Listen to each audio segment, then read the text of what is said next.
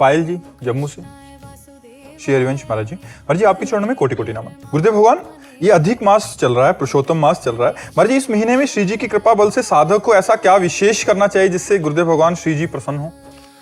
वृंदावन की परिक्रमा लगानी चाहिए, तीर्थों का अवगाहन करना चाहिए, व्रत उपवास करने चाहिए, निरंतर नाम जप का अभ्यास करना चाहिए, किसी ग्रंथ का अनुष्ठान कर लेना चाहिए। जैसे गोपाल शास्त्र नाम, रोज 3 गोपाल शास्त्र नाम का पाठ करेंगे, और उपवास हर हफ्ते में 1 दिन उपवास रहेंगे, रोज वृंदावन की परिक्रमा लगाएंगे, आदि आदि भागवती कार्य, और वो सब भगवान को समर्पित कर दें, कृष्णार्पणम मस्तु, तो उससे मंगल होता है। अच्छा, अब जैसे हमसे पूछो तो हमारे लिए तो रोज पुरुषोत्तम मास है, हर मास पुरुषोत्तम मास है। कोई नया थोड़ी कुछ नया नहीं भाई, जो 24 घंटे कर रहे हैं उससे बढ़कर कुछ है नहीं, क्योंकि जो पुरुषोत्तम मास में आप लोग कर रहे हैं वही हम निरंतर कर रहे हैं। हमारे लिए हर दिन पुरुषोत्तम मास है, हर महीना पुरुषोत्तम मास है, हर तिथि अक्षय तृतीया है। खूब नाम जप करो, उपवास करो, वृंदावन की परिक्रमा करो, तीर्थ अवगाहन करो, धामवास करो, और ये सब कर्म भगवान को समर्पित कर दो, इससे मंगल हो जाए। महाराज जी आपके हृदय में अभी ये नहीं आता कि ये विशेष मास आएगा, ये विशेष तिथि है आज? पाई भर नहीं। ये पुरुषोत्तम मास चल रहा है, पाई भर हमारे मन में नहीं है। क्यों नहीं है?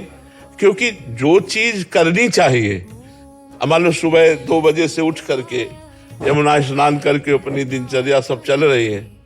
अच्छा, अब आप 8 बजे उठते हो तो आपके लिए पुरुषोत्तम मास है, चलो 4 बजे उठ जाओ और नहा के कार्य शुरू कर दो, 2-4 माला जप करो, वृंदावन की परिक्रमा करो, तो आपके लिए विशेष हुआ ना कि पुरुषोत्तम मास है। आज चलो 5 दिन वृंदावन वास कर लेते हैं, 2 ही दिन वास, यहाँ पूरा जीवन वृंदावन वास है। यार 1 घंटा भजन कर लेते हैं, यहाँ पूरे दिन।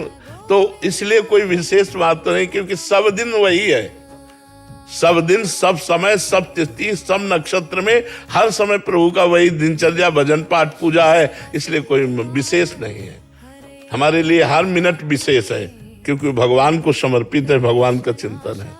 सारिका जी सूरतगढ़ से, श्री हरिवंश महाराज जी। महाराज जी भक्ति की सर्वोच्च स्थिति गुरु और शिष्य का एक हो जाना, इस स्थिति को प्राप्त करने के लिए एक उत्तम साधक में क्या गुण होना चाहिए कि वो भक्ति की ऐसी उत्तम स्थिति में पहुंच सके? तदर्पिता अखिलाचारिता तद्विस्मरणेन परम व्याकुलते, नारद जी ने कहा। हर कर्म भगवान के अनुकूल करे,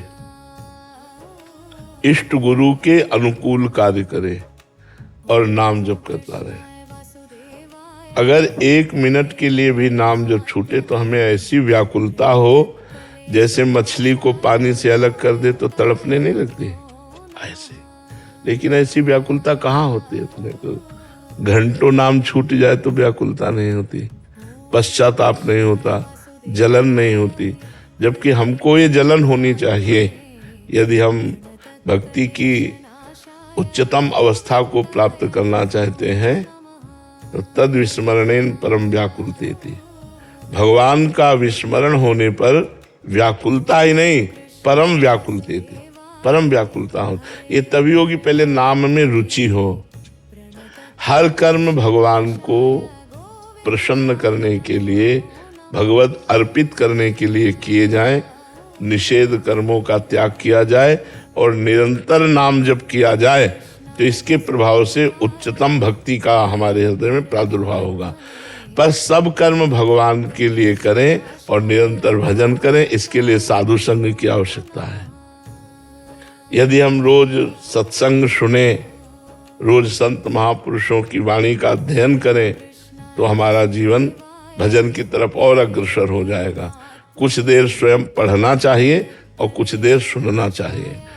तो चाहिए साधुकों को, गीता प्रेस से बहुत सी पुस्तिकाएं निकली हैं, तो उनको महापुरुषों के वचन हैं, उनको पढ़ो और संतों के सत्संग मोबाइल से सुनो और नाम जप करो, हर कर्म भगवान को अर्पित करो, सब ठीक हो जाएगा। हमारी अंदर उत्तम भक्ति का प्रादुर्भाव हो जाएगा।